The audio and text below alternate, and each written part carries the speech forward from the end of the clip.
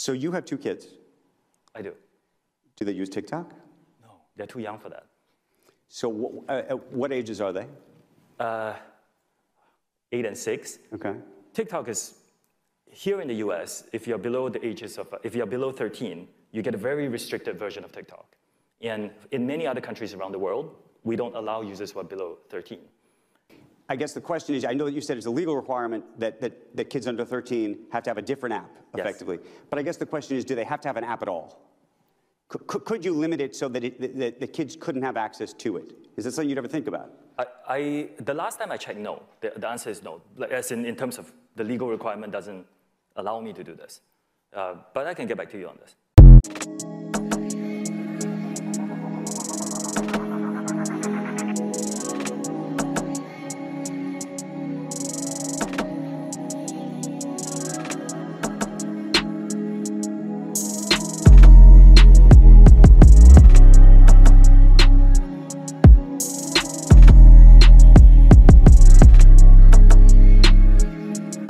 All right, y'all, what is going on? It is Black Balloon, and we are coming back with another video. So y'all already know what's going on. So this video was a request under my last video, and I thought it would be a good idea to finally talk about TikTok and to give my personal opinion of what I think and believe TikTok to be and the purpose of it. You know, for me, I take everything, you know, for both sides of what it is. You know, it being an app that's kind of like a double-edged sword, and you have a spiritual side to everything, you know. So we're going to visit the spiritual side of what I think TikTok was actually created for and why it's, you know, basically running the digital world today, right?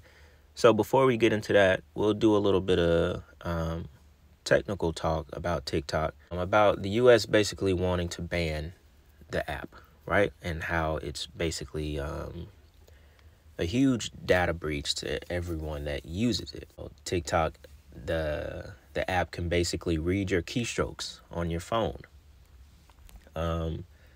They can pretty much monitor everything you do inside of the app. So I just want to get a little technical a little bit with this article, just to read a little bit of it before we go into like my personal opinion of TikTok, right? And what the owner of TikTok had to say about it. So it says a ban of TikTok throughout the United States, if it could actually be enacted, would immediately solve our national security concerns, which I doubt, about the widely popular Chinese-owned video app. Well, maybe when it comes to the app, it would solve national security concerns. But such a ban might ultimately put our national security at greater risk. Moreover, it would sidestep a broader problem, our nation's overall failure to address concerns over the huge amount of personal data collected in our digital lives, especially when that data could be used by foreign adversaries. Now, we're all pretty much aware at this point that TikTok is not the only app that, you know, basically collects data on the people that use the app.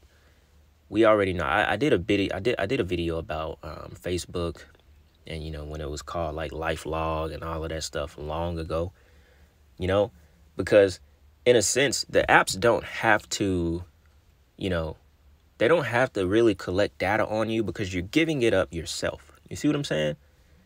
It kind of goes back. It almost kind of goes back to like the Luciferian doctrine of the fact that they have to show you what they're doing before they do it. It's almost, if you get what I'm trying to say, it's almost the same thing. They basically give it to you in like a friendly way. That's how you know a lot of this stuff is like, is really from the devil, but we're going to get into that. They give it to you in a friendly way and they invite you to put your life on the app. So they really don't have to collect data on you. Just like when Facebook first started, all of your best friends, you know, you had your friends list, you top this, top that, MySpace, top this, top that. All you got to do is go on your page and see who your best friend is. Go on your page, you know, on Facebook and see that you're married. See that you're in a relationship and that they can probably find the girl that you're in the relationship with. Most of these apps, they already have your entire life on the internet with just you doing it yourself. They don't even have to dig into your IP and, you know, collect your bank account numbers and all this other stuff and be sneaky, although I'm pretty sure they do that in certain kind of ways as well. But basically, you already put your entire life on the app, regardless. In a way, you know, we kind of did it to ourselves. Now, going back to how I said we basically, you know, we allow ourselves to be tracked over the internet. This goes back to algorithms. It goes back to basically, you know, not just TikTok's algorithm, but Instagram, YouTube, so on and so on. By us putting all of our information on the internet, guess what we also put on the internet? We also put our emotions on the internet. We create videos being sad. Some of us do videos crying, you know, expressing every emotion that you have in life, and you put it on the internet for others to see. So in turn, these algorithms, they basically track all of these types of posts and all of these different types of emotions to basically feed the main pages, to feed the home pages of people who are joining the apps. So that way they can group these certain kind of peoples, you know, these certain kind of people with certain types of emotions. And that way the app knows what kind of person you are. This way the algorithm knows what kind of videos to feed you when you're on the app. Now I have a little short clip that goes into a little bit more about that, because it takes me back to when everyone started to realize that, you know, you'll be talking to your friend about, you know, renting a car, or talking to your friend about going to Walmart, and then next thing you know, you get an ad about, you know, on your phone or Instagram about Walmart or something like that. And it raises the question, you know, are these apps listening to us? It's like, yeah, of course, the app is listening to you in a way. But then at the same time, like when it comes to TikTok, the algorithm is also, it's placing videos in front of you based off of what you spend the most time on. And the little clip I have is just going to talk about that a little bit more. I think it's from Wall Street Journal's YouTube page, because they did like an investigation of how the ByteDance algorithm works on TikTok. Because people would start to think that, hold on, wait a minute, the app is showing me stuff that I'm thinking. So it's like, obviously the algorithm is not reading your mind, it's reading your emotions. And in turn, on your feed, you're getting videos of how you're thinking in the moment, because you spend so much time looking at videos that make you feel a certain way. The app has now learned you. The app knows who you are. The algorithm knows exactly who you are. So it'll give you a sense that this damn app is reading my mind. But at the same time, do you understand how dangerous that can be to young kids? Because now the algorithm, the app is now like, you know, it's sort of sending you in a direction instead of you actually wanting to be in that direction. You could have been sad that one day, but now all you get is sad content that kind of, puts you in depression, because the algorithm has figured you to be this type of person. But this kind of shit is very dangerous to young kids, to impressionable minds. That's why I say everything has a spiritual side to it. It goes really deep, you know. It affects adults as well, but this is mostly for kids. TikTok is for kids. And the way a lot of these algorithms are today and how they're basically controlling your emotions, you're not in the driver's seat of your own thoughts anymore. It's the internet. It's the algorithm. It's the app that you're on. But before, I go further and further on what I personally think about it, just check out this small clip real quick. Okay, has anyone else noticed that your For You page has been a little too accurate lately? It hasn't been things that I'll Google or I talk about. It's been thoughts. It's been thoughts. TikTok knows everything about us. TikTok knows everything about us. TikTok users often wonder how the world's fastest growing social network seems to know them so well. TikTok's secretly listening to us while we're watching videos? I don't know. The answer to how this app gets to know you so intimately is a highly secretive algorithm, long guarded by TikTok's China-based parent company, ByteDance. TikTok has been so successful in terms of implementing their algorithms. TikTok's algorithm can influence the thinking of U.S. youth. To understand how it knows users so well, the Wall Street Journal created over 100 automated TikTok accounts, or bots, that watched hundreds of thousands of videos on the app. We also spoke to current and former executives at the company. Officially, the company says that shares, likes, follows, and what you watch all play a role in what TikTok shows you. We found that TikTok only needs one of these to figure you out: how long you linger over a piece of content.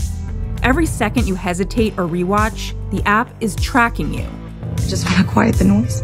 Through this one powerful signal, TikTok learns your most hidden interests and emotions and drives you deep into rabbit holes of content that are hard to escape.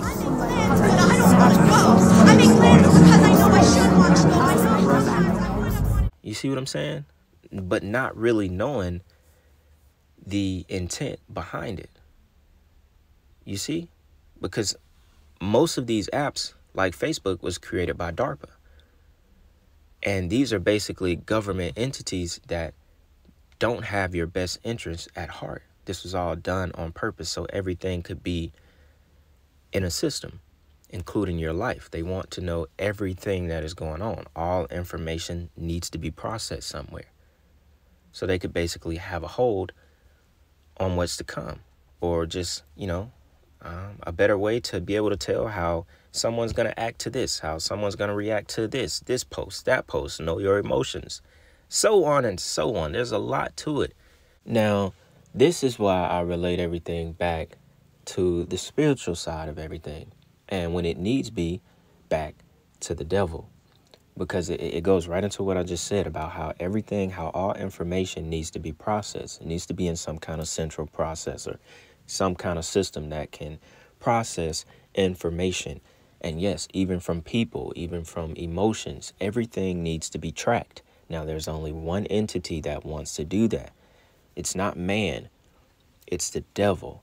Why? Because the devil wants to be like God. Y'all have to remember, everything is spiritual. I don't care what it is. Everything has a spiritual side to it. Okay? Once you understand that, then you can better understand and be able to take the blindfold off your eyes to what most things mean in life and, the purpose behind it. Because like God is omnipresent.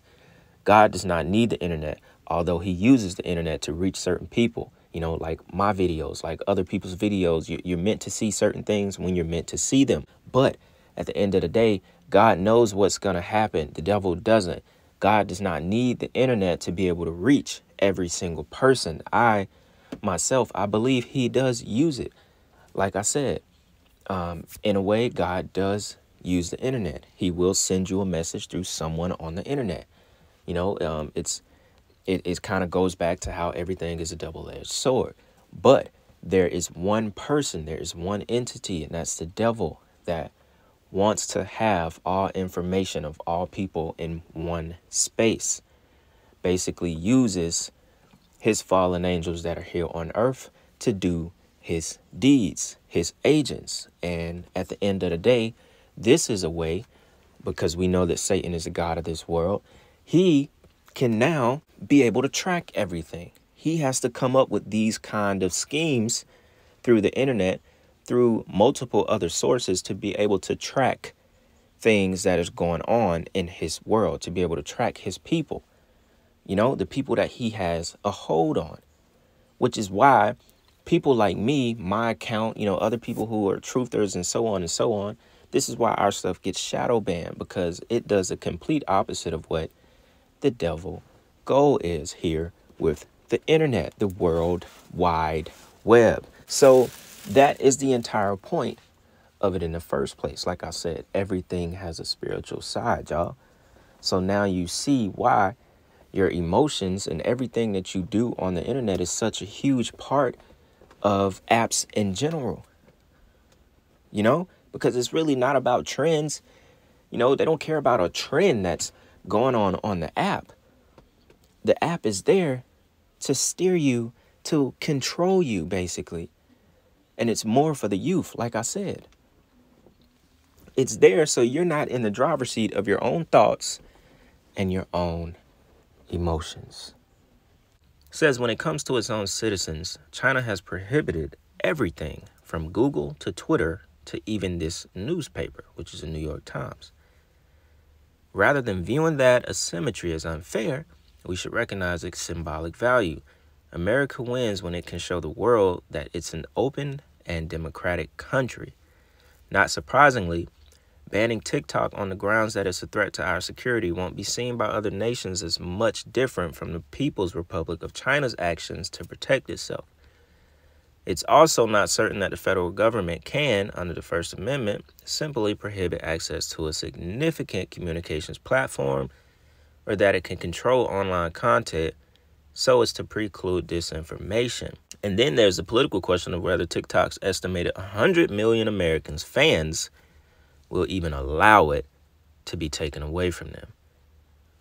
The case against TikTok isn't hard to make. The heads of the FBI and our spy agencies fear that Chinese government will force TikTok's owner, ByteDance, to hand over the extensive personal information of the app's American users or demand that it push disinformation. In fact, China's 2017 national intelligence law requires Chinese companies to furnish any customer information relevant to China's national security.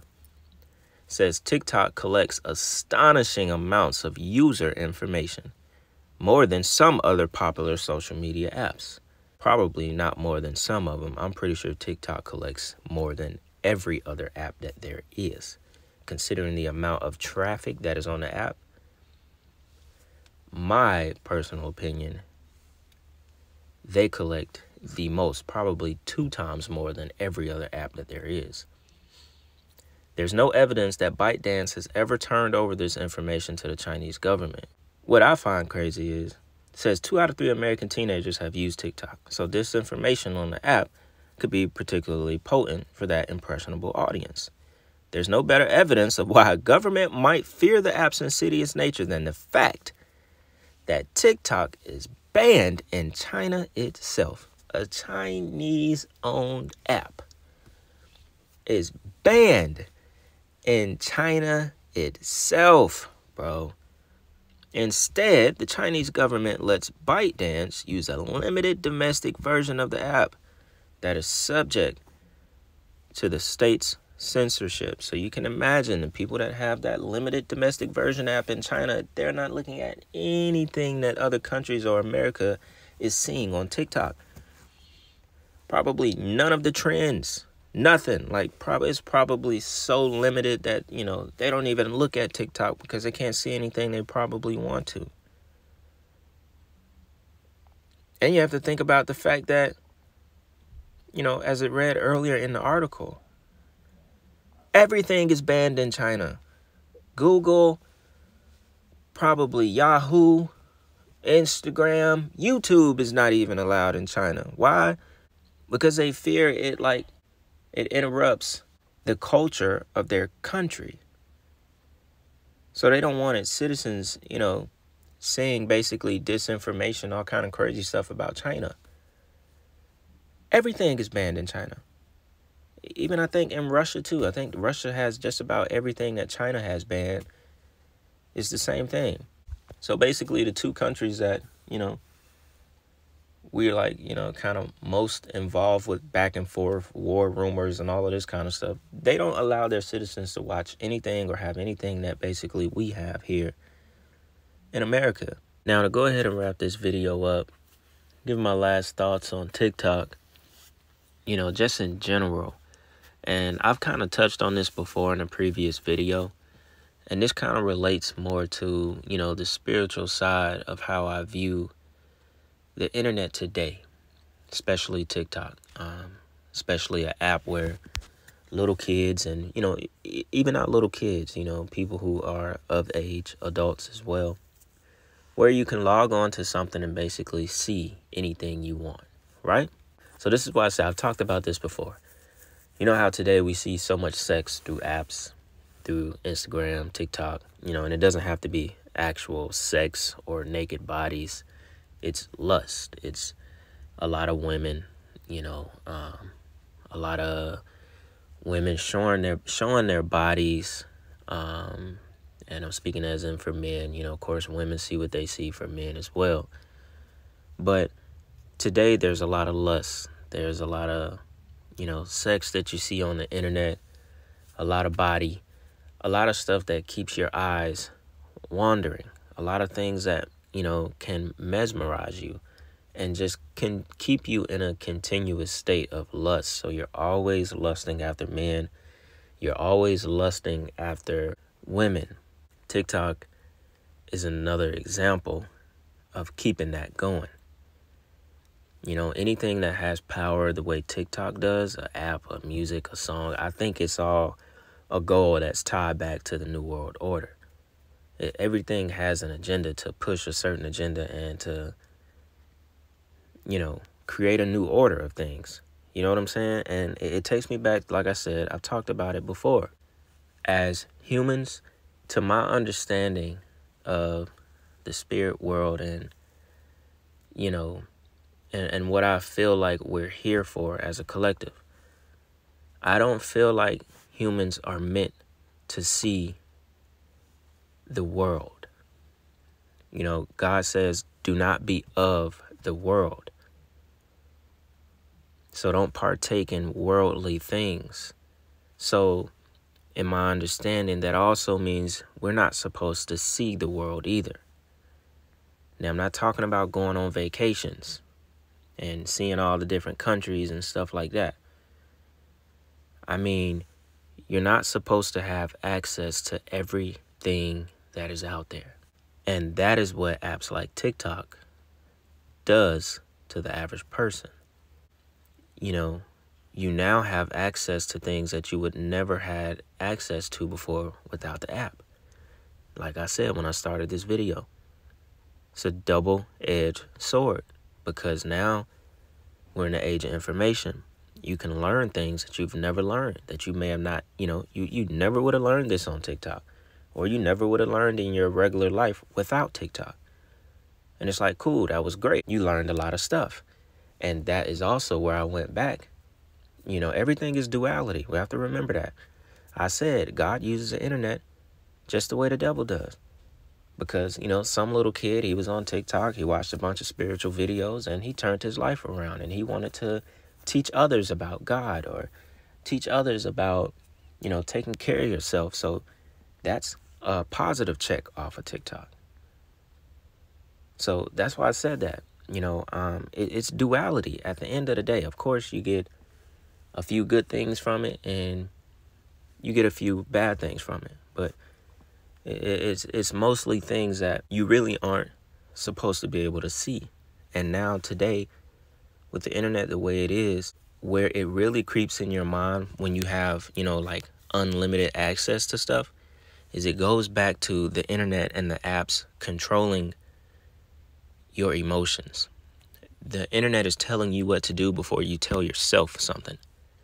The internet told you you want your girl to look like this. The internet told you you want your girl to wear this because that's what you see online. Or you want her to act a certain way. You want her to say certain things. It controls just about everything. And now you're looking for things in real life that you see on the internet. And that is the problem. So that's why I say we're not supposed to see as much as we see. I don't care what y'all say. I don't care about y'all talking about people in the Bible having multiple wives and all this and that. I don't care what y'all say. You're not supposed to see as many women as you see on the internet, because it's bad for your mind. It's not realistic. You're not going to see that in real life. You're not going to get that in real life. It doesn't even have to be women. It can be, it could be anything that you're seeing too much. You're allowing too much into your mind. And it's creating an artificial reality that you're trying to live that you will never probably live. When you just need to worry about your life, the things right in front of you that you can control. And, just let stuff happen naturally. The internet causes you to force things into your life that would have never been there if it wasn't for the internet. You have to let things naturally happen. Even if you want a woman, you want a man, let it naturally happen in real life. You know, so it's a pretty deep topic. You know, it's something I could probably keep going on, and I could come back and make a part 2. Because, you know, things just, when I get to talking like this, it just starts pinging, and I kind of feel like I get all over the place. So, you know, at this point, I feel like I just want to wrap it up so I don't, you know, get too far off topic. I think we covered the TikTok thing, you know, pretty well. Hope y'all enjoyed this video, man. And the person that requested this video, I appreciate it because it was a pretty good topic that I've never talked about. So y'all let me know what y'all think in the comments, man. As always, get a conversation going back and forth. YouTube is really shadow banning my videos, and it's something I never say, but y'all go ahead and, you know, hit that like button as much as y'all can, man. So, anyways, with that being said, it's Black Balloon, and I'm gonna see y'all soon.